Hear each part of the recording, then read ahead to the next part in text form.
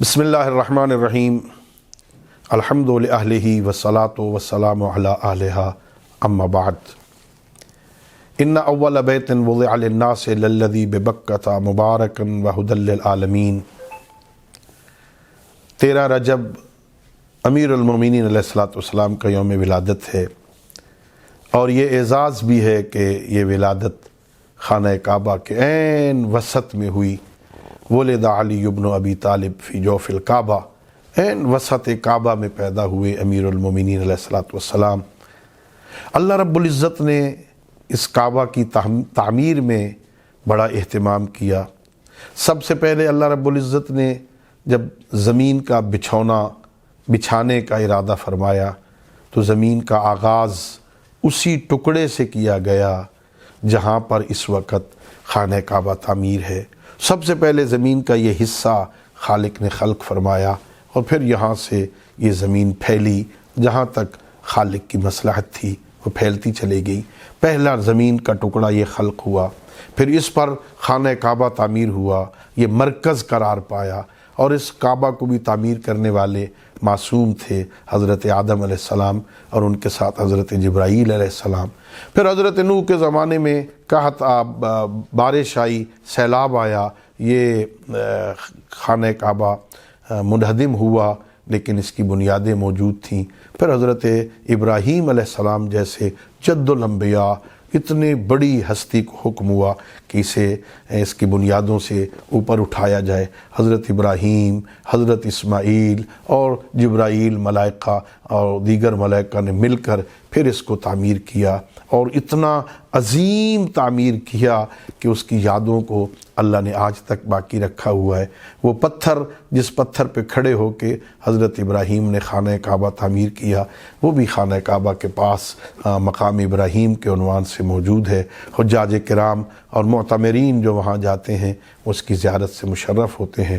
مکمل کر لیا تو حکم ہوا کہ طاہرہ بیتی للطائفین، اے ابراہیم خلیل اللہ، اے میرے اسماعیل، میرے اس گھر کو تم طواف کرنے والوں کے لیے، اعتکاف بیٹھنے والوں کے لیے پاک کرو۔ معصوموں سے اسے پاک کروایا گیا، مرکز قرار پایا اللہ رب العزت کی بارگاہ میں پہنچنے کا۔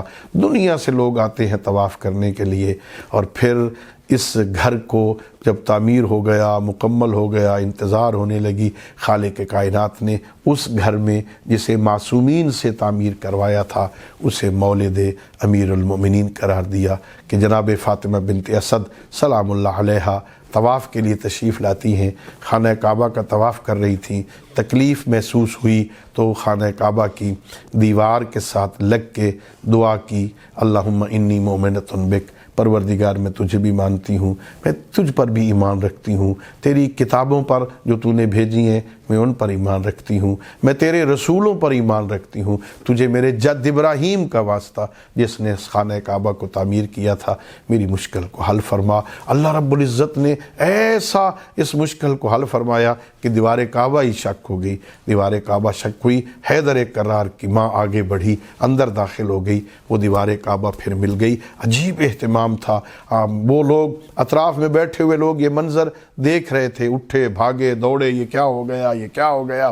چابی والے کو بلایا گیا جس کے پاس تالے کی چابی تھی، وہ وہی تالا، وہی چابی، وہی ہاتھ، مگر آج وہ تالا نہیں کھلتا۔ انتظار کرنے لگے کہ خالق کائنات کیا راہ مہیا کرتا ہے، کیا اسباب مہیا کرتا ہے۔ 3 دن تک حضرت فاطمہ بنت اسد سلام اللہ علیہا اس خانہ کعبہ کے اندر رہتی ہیں۔ امیر المومنین کی ولادت ہوتی ہے، 3 دن تک مہمان رہے، جنت سے کھانے آتے رہے، حوریں خدمات کے لیے پہنچی۔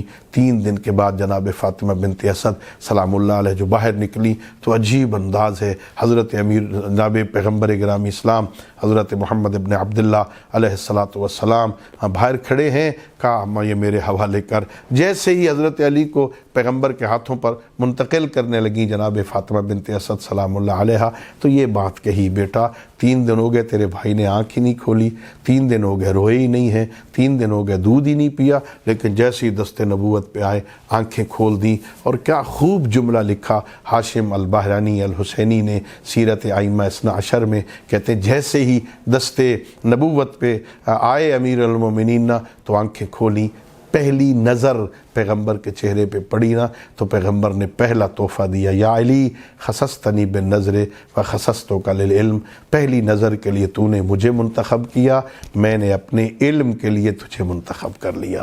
یہ دن بہت مبارک ہے، میں تمام مومنین کو، تمام عالم اسلام کو، تمام مسلمانوں کو امیر المومنین کی ولادت پر مبارکباد پیش کرتا ہوں۔ اللہ رب العزت ہمیں اپنے امام کی سیرت طیبہ کو سمجھنے اور اس پر عمل کرنے کی توفیق عطا فرمائے۔ وآخر دعوانا ان الحمد للہ رب العالمین۔